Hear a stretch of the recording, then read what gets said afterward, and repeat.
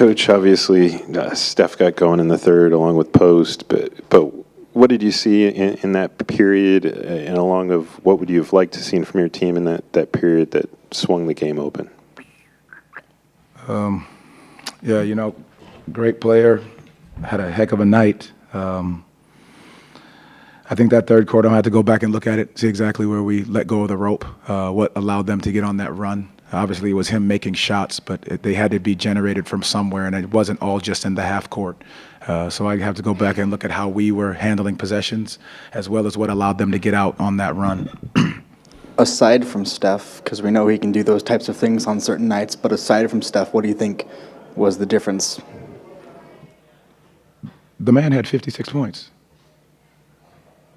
There is no aside from Steph. He had 56. So I completely understand. I mean, I think, so be completely transparent, 34 free throws for a jump shooting basketball team is tough to overcome as well. They shot 45 threes and 34 free throws. And I know we were attacking the baskets extremely aggressively. And so I look at that, and I had a conversation at the end, and I want to help or be helped to understand how we can attack the basket the way that we do. And they shoot a ton of jump shots, and they get 34 free throws. I really want to understand that. You had a conversation with who? The referees at the end of the game. Okay. Kind of looking at the offense, you guys have gone through some of those offensive lulls throughout the course of the season. What needs to happen to get yourself out of it? I know a lot's on Paolo and Franz's shoulders, and they obviously did a lot tonight, but what needs to happen when you kind of hit those ruts? We just got to move it. I mean, the first half, it was the ball was popping, ball was moving, sharing it, getting out in transition, getting stops, out and running. And I think in that third quarter, I think we stalled out a little bit. And I think at the end of the day, for what we need to do, you've got to keep doing the things that got you success in that first half. And that was simple. We shared it, we moved it, got it around the horn. And then, whether the ball goes in or not, it has energy with it. And so I think that's one thing that we'll continue to look at. Forgive me if this is too simple of a question, but when Steph gets going like that and somebody of his capabilities on a roll like that, is there anything defensively that in the moment when that's happening that can be done to slow that?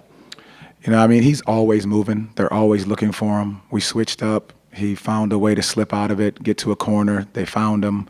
A lot of that happened also in transition in the cross matches, and where he's just coming up, they get a high screen, and he's coming down the floor and just pulling.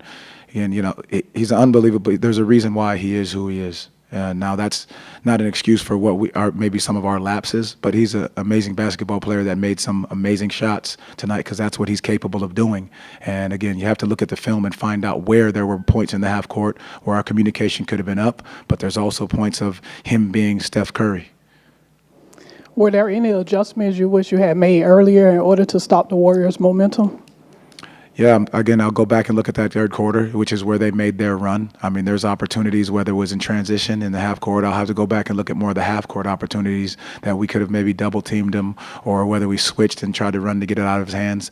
They have shooting in there in that situation. That adjustment in the second half and putting Post in there to be able to switch out was able to keep more space on the floor for Steph.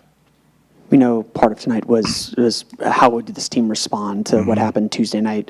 First, were you happy with how this team responded to Tuesday night? 100% yes.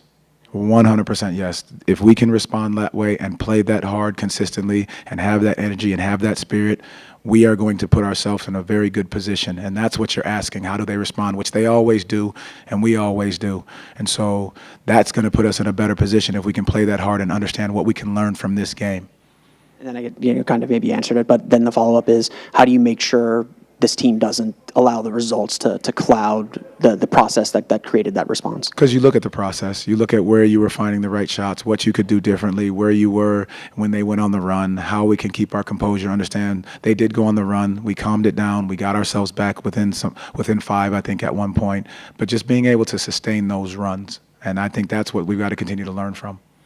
Gary had been the first off the bench the first 4 games out of the break. You went to Jet tonight. What went into that decision? I just think, the opportunity for Jet to get some time. And I think he did a very good job in that first half of coming out and playing and stepping into a shot, defending the right way. I think he did a very good job there. Again, we'll go back and look at the film and evaluate and see the things that we need to do in order to, one, not let a guy find 56, but again, it's part of who he is in some ways. But the other side of it, what did we do good that we can build upon as we move forward?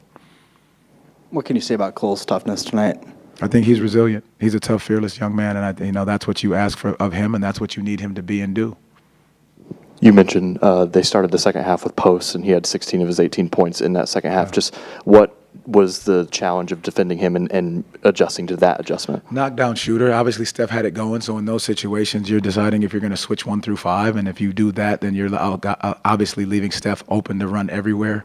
And so trying to decide if you're going to put a big on post or a small on post, and then you got to figure out where your advantages are and what they have. Now, mind you, if we keep moving and sharing that basketball the right way, then I don't think it turns into a lot of that, because a lot of that was transition. But I'll go back and look at it and make sure that's exactly what it was.